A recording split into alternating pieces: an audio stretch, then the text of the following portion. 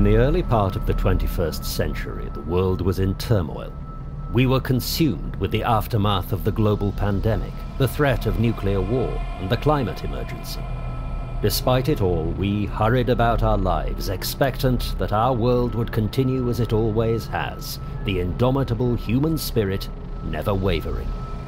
Yet no one considered, with all of the fears we had made by our own hands, that it would be a threat from another world that would bring our society to its inevitable demise, and that for all of our technology, we would be powerless to stop them.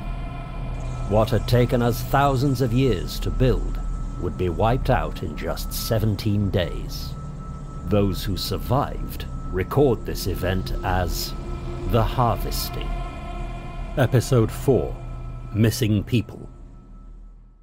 The following morning, John stared at his reflection in the hotel bathroom mirror as he brushed his teeth. Light filtered from the main room, but the bathroom lights no longer worked.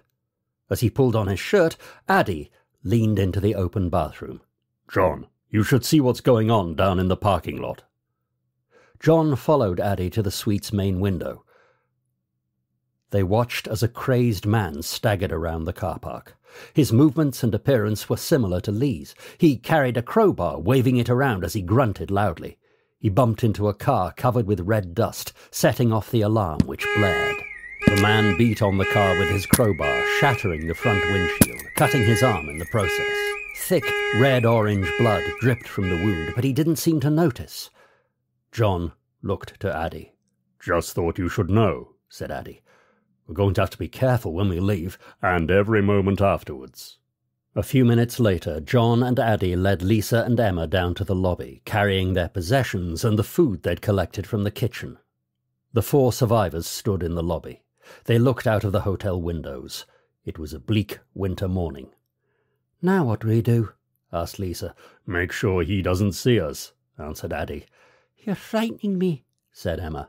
Lisa hugged Emma close, side by side. They looked out to the car park. The aggressive man seemed to have gone. The alarm continued to blare on the damaged car. "We're going to get you home," said John, "but we have to be careful." "Yeah, but we can't hang around either in case the alarm attracts more of them." "I'll go out and open the car doors and start the engine," said Addie. "Tom only insured me and him on his policy. No one else is allowed to drive his baby," said Lisa. "I don't think that policy is still in effect," said John. "Go ahead, Addie." Lisa handed Addie the key. Then he made his way out of the hotel and to the Land Rover Discovery. He opened the doors and started the engine. The crazed man heard the car start and came from behind the hotel. He was naked from the waist up, oblivious to the cold, wearing a tattered mechanic's jumpsuit with the top folded. John, Lisa and Emma stopped short, carrying their bags and the supplies they'd stockpiled. Addie glanced at them as the man approached the Discovery. Addie accelerated, hitting the man, sending him off to the side of the vehicle. The crazed man began to stand, but Addie threw the Discovery into reverse, then accelerated toward him, striking him again. This time, the man landed on the hood of the Discovery, cracking the passenger side of the front windshield with his head. His face turned toward the cracked glass. Addie recognized that it was Lee. Distraught, Addie hit the accelerator and swerved sharply, causing Lee to dump onto the pavement. Addie approached again, this time driving over him. As soon as both sets of tires crossed the body, Addie ran over him again, screaming as he did so. Thick, reddish-orange blood flowed onto the pavement. Addie wheeled around to the front of the hotel. "Get in!" shouted Addie. The others rushed to the vehicle, carrying what they could. Addie continued to gasp for air. The others tried to adjust to what they'd witnessed. "Go! Go!" shouted Lisa. The Discovery left the parking lot and joined the main road. After a mile or so, Lisa looked at the cracked windshield. "Nice job on my screen." "None of you fucking get it, do you?" asked Addie. No one spoke. "That thing was Lee. He followed us here." Addie fought tears. "And I think I killed him." The others tried to process what Addie had just told them. "How do you know that was Lee?" asked Lisa. "I know him like the back of my hand. We were very close. We all were," said John. "It was different with Lee. I meant to tell you, but Lee didn't want me to. I knew him down to his skivvies. The group continued in silence following Addie's confession. After a while they reached the junction that led to Emma's home. "The petrol station's on the right," said Emma. The Discovery pulled up near the first petrol pump. "Will the pumps work?" asked Lisa. "Large fuel stations have backup generators," said John. "I'll go in and authorise the pump," said Addie. Addie rushed toward the shop while John opened the filler cap and pulled the pump nozzle free. He turned to Addie, who was now inside the shop. Addie signalled thumbs up, and John began to fuel the vehicle. Lisa got into the driver's seat as Addie returned, while the SUV fueled. Addie stood next to her open door. "Just to give you a break, not because of the car." "But also because of the car." Addie tried to smile. "No, I need something to do, and I truly heard what you said about Lee." Lisa placed a hand on her belly, checked in the mirror. "God, I look like a mad cow." "It's full," said John. "Let's get going." Addie and Lisa held each other's gaze, and then he closed the driver's door, moving toward the back seat.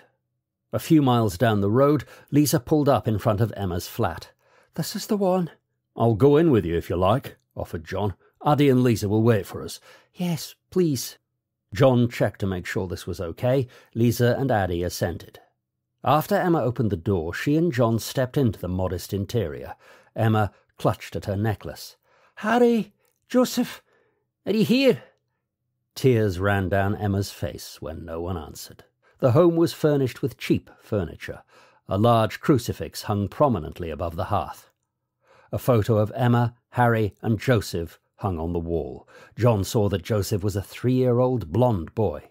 John and Emma heard the sound of a boy, and Emma rushed down the hall and into a bedroom off the hallway. John stopped at the kitchen. Emma rushed into Joseph's bedroom to find a young boy about 3 playing with his toys. He looked similar to Joseph, but had dark hair. "You're no Joseph." "No, Mama, I'm Logan." Emma gasped, approaching Logan. "Logan, where's Joseph?" "He's not here." "Where did you come from, sweetie?" Logan turned and smiled at Emma, and then he disappeared. Emma fought tears, her mind scrambling to understand. As John entered Emma's kitchen, it morphed into the large one at his home, even changing colour. John saw a young boy who could be Connor, but it was the same boy, Logan, now about 5, that Emma just saw.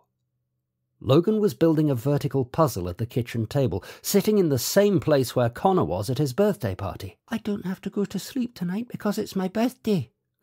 "Connor? Is that you?" asked John. "No, Papa, it's me, Logan." John began to move toward the boy, but Logan disappeared, and the kitchen changed from the one at John's home back to the one in Emma's flat. Confused, John staggered out of the kitchen just as Emma exited Joseph's bedroom. "Emma, did you hear that?" asked John. "I thought I had Joseph. I thought I saw him." "I thought I saw and heard Connor," answered John. "Our children have to be somewhere, don't they? Harry, Joseph." "It was our minds playing tricks. We have to get out of here," said John. "They're still alive, aren't they?" "I think so," said John. "I want to believe that." "They aren't here, are they?" asked Emma. "No, I don't think so." "I'm so scared." "Please come with us." "I will, but let me leave them a message. Where are we going?" "To my home. I'll give you my name, address, and phone number so you can leave a note for Harry." A few minutes later, John looked skeptically over his shoulder as he and Emma made their way to the front door. It was as if he were still looking for Connor, or Joseph, or even Logan. A Messflix production. Written by M.E. Ellington and Stephen Stiefel.